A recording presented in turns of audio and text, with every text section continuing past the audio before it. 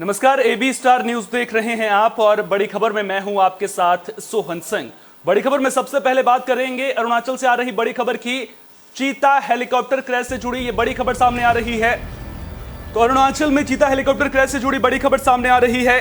Helicopter में सवार दोनों पायलट के शव मिल गए हैं, ये बड़ी जानकारी निकलकर सामने आ रही है। चीन बॉर्डर के पास हेलीकॉप्टर का मलबा मिला था, अरुणाचल में दुर्घटनाग्रस्त हुआ था सेना का चीता हेलीकॉप्टर, जिसके बाद अब ये बड़ी जानकारी निकलकर सामने आ रही है। दोनों पायलट के शव मिले हैं। मंडला पहाड़ी इलाके के पास हेलीकॉप्टर दुर्घटनाग्रस्त हुआ था, जिसके बाद से लगातार दोनों पायलट की खोज के लिए कॉम्बिंग की जा रही थी, लगातार बचाव का काम चल रहा था और अब ये बड़ी जानकारी निकलकर सामने आ रही है। दोनों पायलट के शव बरामद किए गए हैं। आज सुबह अराउंड 10:30-11 o'clock को हमको इन्फॉर्मेशन मिली थी कि एक चॉपर जो है it was on route towards Misamari Senge, जो वेस्ट का सेला के आसपास जो एक विलेज है वहाँ से टेक ऑफ किया था और वो मीसामारी जा रहा था और बीच में वो ऑफ ग्रिड चला गया and no contact could be made. तो हम लोगों को ये इन्फॉर्मेशन करीब 11 बजे मिली। उसके बाद हमने सारे सिविलियन जो बस्ती वाले हैं उन लोगों के व्हाट्सएप ग्रुप में हमने मैसेज दिलवाया था एंड आर्मी और एसएसबी और बाकी लोग भी अपने आप से एंगेज हो रखे थे उसको लोकेट करने के लिए। अराउंड 12:30 इन्फॉर्मेशन मिली थी कि मंगलेचाप विलेज जो कि नागाजीजी लुब्रांग एरिया के इसमें आता है, आसपास में आता है, वहां पे वो एक क्रैश चॉपर जो है लोकेट किया गया था वहां के लोग। बुलेटिन में बात राहुल गांधी की भी कर लेते हैं। दरअसल ब्रिटेन से लौटे राहुल गांधी संसद पहुंचे। सबको इंतजार था कि आखिर राहुल गांधी संसद में क्या बोलेंगे, लेकिन संसद की कार्यवाही हंगामे की वजह से सुचारू रूप से नहीं चल सकी। हां, राहुल गांधी मीडिया कर्मियों से जरूर मुखातिब हुए। इस दौरान उन्होंने अपनी एक परेशानी मीडिया के साथ में साझा की है। उन्होंने कहा कि वे संसद में बोलना चाहते हैं, लेकिन उन्हें लगता है कि उन्हें संसद में बोलने नहीं दिया जाएगा। इसके अलावा राहुल गांधी ने प्रधानमंत्री नरेंद्र मोदी और अडानी के रिश्तों को लेकर के भी सवाल पूछा है। क्या कुछ कहा है, चलिए सुनते हैं। तो आज सुबह मैं पार्लियामेंट गया और मैंने स्पीकर से कहा कि मैं पार्लियामेंट में बोलना चाहता हूं, अपनी बात रखना चाहता हूं। सरकार के शायद चार मंत्रियों ने मेरे ऊपर आरोप लगाया है, हाउस में आरोप लगाया है।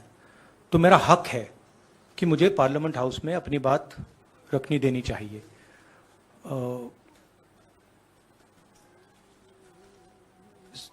क्लैरिटी नहीं है, मगर मुझे नहीं लगता है कि मुझे बोलने देंगे। मैं होपफुल हूं कि कल मुझे बोलने दें। आज 1 मिनट के अंदर, मेरे आने के बाद 1 मिनट के अंदर उन्होंने हाउस को अडजर्न कर दिया। होपफुल हूं कि शायद कल मुझे बोलने दें, क्योंकि मैं अपनी बात रखना चाहता हूं, मगर पक्का नहीं मालूम। आइडिया यह है कि जो मैंने भाषण कुछ दिन पहले पार्लियामेंट हाउस में दिया अदानी जी के बारे में, और जो नरेंद्र मोदी जी और अदानी जी का रिश्ता है उसके बारे में मैंने सवाल पूछे। उस भाषण को पार्लियामेंट हाउस में पूरा एक्सपंज कर दिया गया और उस भाषण में ऐसी कोई चीज नहीं थी जो पब्लिक रिकॉर्ड से मैंने नहीं निकाली। अखबारों से, लोगों की स्टेटमेंट से मैंने पूरा भाषण डेवलप किया था और उसको एक्सपंज कर दिया गया। ये पूरा मामला डिस्ट्रैक्ट करने का मामला है। सरकार और प्रधानमंत्री जो अदानी जी का मुद्दा है उससे डरे हुए हैं और इसीलिए उन्होंने ये पूरा तमाशा प्रिपेयर किया है। और मुझे लगता है कि वो मुझे पार्लियामेंट हाउस में नहीं बोलने देंगे, क्योंकि जो मेन सवाल है वो अभी भी टेबल पे है।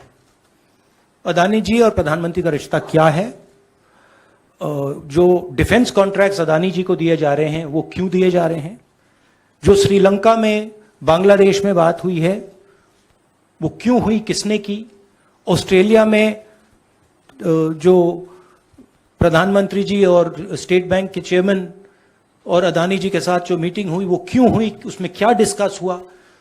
तो ये सब सवाल हैं जो प्रधानमंत्री जिसके जवाब नहीं दे पा रहे हैं, और ये मेन बात है। मैं एमपी हूं तो मेरी पहली रिस्पॉन्सिबिलिटी पार्लियामेंट में जवाब देने की है, और मैं चाहता हूं कि पार्लियामेंट में जवाब देने के बाद मैं आपके साथ डिटेल में डिस्कशन करूं, मगर उससे पहले मैं डिटेल में आपके साथ नहीं जाना चाहता हूं, क्योंकि वो एज एन एमपी। तो राहुल गांधी ने प्रेस कॉन्फ्रेंस कर बीजेपी पर आरोप लगाए हैं, वहीं बीजेपी ने राहुल के आरोपों के जवाब में राहुल पर ही आरोप लगा दिए हैं। सवाल पूछा है कि आखिर राहुल गांधी देश को कब तक मिसलीड करते रहेंगे। राहुल गांधी जी, आप देश को कब तक मिसलीड करेंगे? The BJP would like to ask mister Rahul Gandhi, how long will you continue to mislead the country, the people, 140 crore people of India, Indian democracy? यह है बड़े सवाल ना। उनसे माफी की बात बीजेपी क्यों मांग रही है? और आज भी बीजेपी दोबारा कह रही है कि आपने विदेश में यह कहा कि अमेरिका और यूरोप को भारत के लोकतंत्र की गिरावट पर नोटिस लेना चाहिए, मतलब हस्तक्षेप करना चाहिए। आपको याद होगा कि जब मैंने ये प्रेस की थी तो कांग्रेस के मित्रों ने मुझे क्या हमला नहीं किया था। नेक्स्ट डे उन्होंने क्लैरिफाई किया था कोई स्टेटमेंट, तो हमारे बीजेपी के मीडिया सेल ने उनका ओरिजिनल भाषण जो था उसको लगा दिया, और जो मैंने यहां आप लोग को बोला था वो भी लगा दिया। उसके बाद कांग्रेसी खामोश हो गए। राहुल गांधी की आदत हो गई है, विदेश जाएंगे तो भारत के लोकतंत्र, भारत की जनता, 140 करोड़ की भावनाओं, संवेदनशीलता का अपमान करेंगे। Rahul Gandhi has made it into a habit to derail Indian democracy, criticize it, and demean it. आज भारत के लोकतंत्र को किसी ने अपमानित किया है, डिमीन किया है, तो वो है राहुल गांधी। ये मैं बहुत विनम्रता से कहना चाहता हूं, और इसका जवाब नहीं दिया उन्होंने आज अपने प्रेस में। बीजेपी का स्पष्ट आरोप है, राहुल गांधी को माफी मांगना चाहिए, और हम राहुल गांधी की माफीनामा के लिए देश भर में कैंपेन करते रहेंगे। आप भारत के लोकतंत्र का अपमान करेंगे, भारत की जनता के अभिमत का अपमान करेंगे, और ऊपर से लंबे लंबे भाषण देंगे। राहुल गांधी जी, आप कैसे एमपी हुए वायनाड से? भारत के लोकतंत्र ने जिताया आपको। अभी हाल में आपकी पार्टी बहुत थोड़े मेजॉरिटी से कैसे जीती हिमाचल प्रदेश में?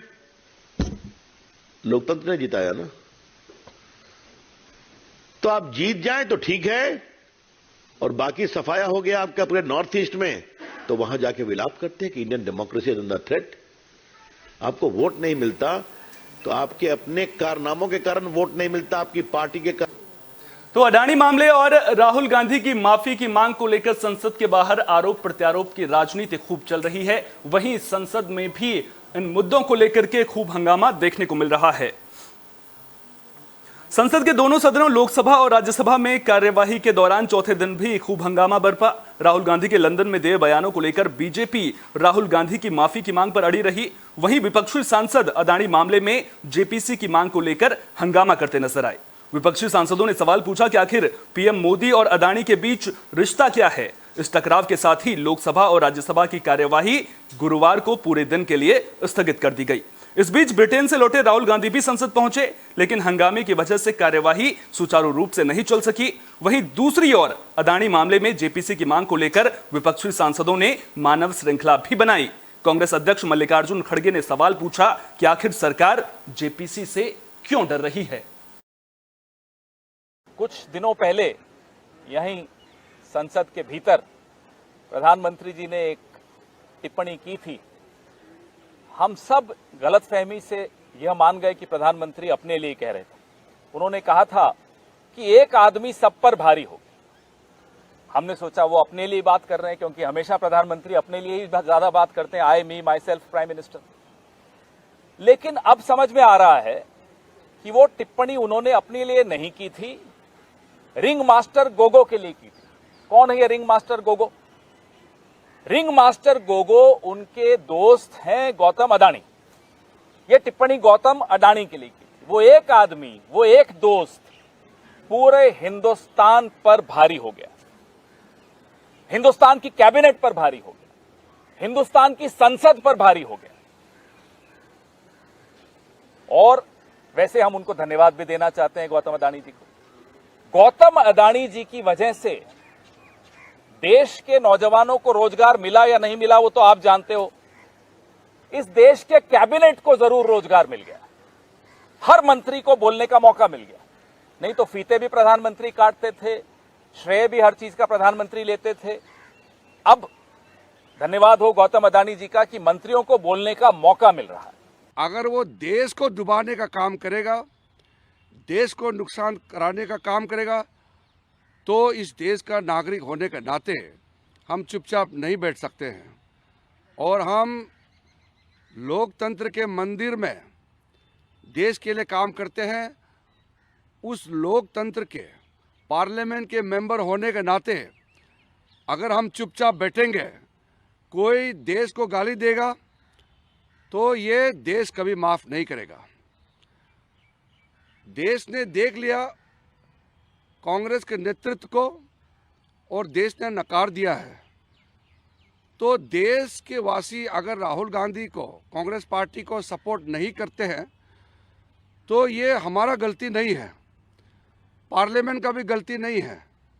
लेकिन क्योंकि देश के लोगों ने कांग्रेस को नकार दिया है, राहुल गांधी को नकार दिया है, तो इसका मतलब ये नहीं होना चाहिए कि देश को ही बदनाम करे, हमारे लोकतंत्र व्यवस्था को गाली दे, हमारे पार्लियामेंट संसद को नीचा दिखाने के लिए विदेश में जाकर के अनाप शनाप बातें करे।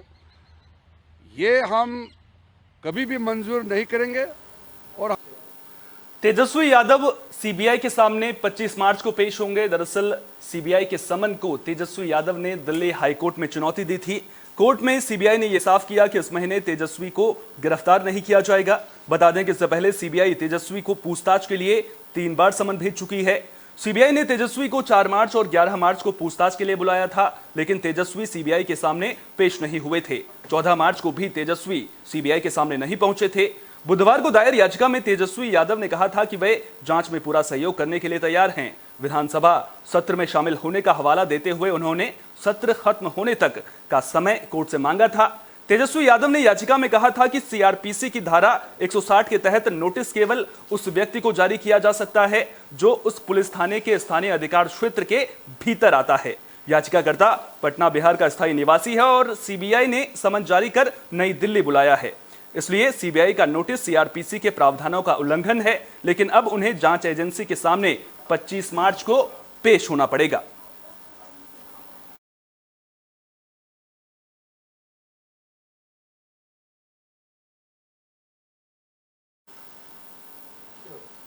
दिल्ली के कथित शराब घोटाले में फंसे मनीष सिसोदिया की मुश्किलें फिलहाल खत्म होती नजर नहीं आ रही हैं।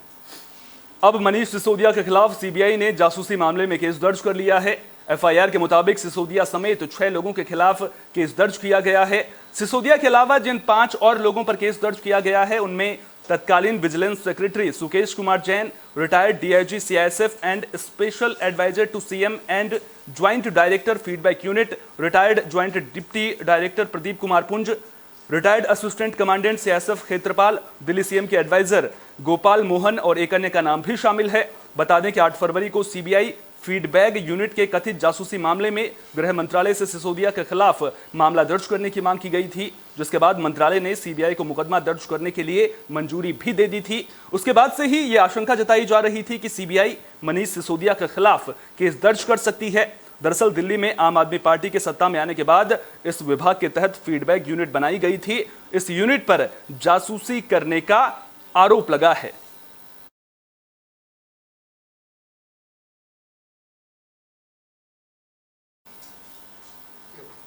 बुलेटिन में अब बात उमेश पाल हत्याकांड की भी कर लेते हैं। दरअसल उमेश पाल हत्याकांड के 20 दिन बाद अब एक और सीसीटीवी फुटेज वायरल हो रहा है।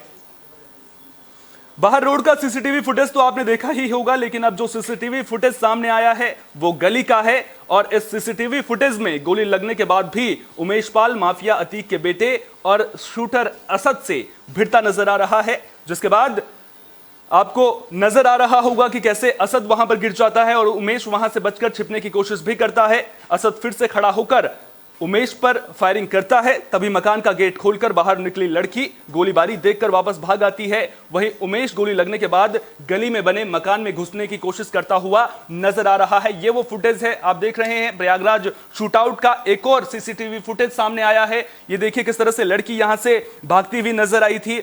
वहीं उमेश पाल जो है वो गली में घुसता हुआ नजर आया था और उमेश पाल को आप देख रहे होंगे किस तरह से असद से भिड़ता हुआ वो नजर आ रहा है। तस्वीरों के जरिए अब इस सीसीटीवी फुटेज के जरिए साफ हो गया है। बच्ची को आपने भागते हुए देखा, थोड़ी देर में देखिए किस तरह से उमेश पाल अब अंदर घुसा था, गनर यहां पर निकला और उसी दौरान धमाका वहां पर हुआ था जिसमें गनर को गंभीर रूप से चोटें आई थी और दोनों गनर की भी इस शूटआउट में मौत हो गई थी। अब 20 दिन बाद एक और सीसीटीवी फुटेज वायरल हो रहा है।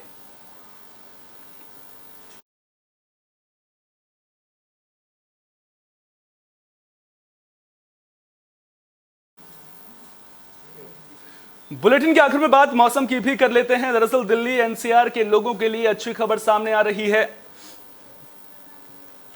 अचानक बढ़ी गर्मी का सामना कर रहे दिल्ली एनसीआर के लोगों को जल्द राहत मिल सकती है। जल्द ही दिल्ली एनसीआर में प्री मॉनसून बारिश हो सकती है। बारिश के कारण तापमान में 2 से 3 डिग्री सेल्सियस की गिरावट आएगी और लोगों को गर्मी से राहत मिलेगी। मौसम विभाग की माने तो पश्चिमी हिमालय में नया पश्चिमी विक्षोभ सक्रिय हो चुका है, जिसके प्रभाव की वजह से दिल्ली एनसीआर के ऊपर हल्के बादल छाने शुरू हो चुके हैं। 17 से 20 मार्च के बीच रुक रुक कर बारिश के आसार बन रहे हैं, जो 3 से 4 दिनों तक चलेगी। कई जगहों पर ओले पड़ने की भी संभावना जताई गई है।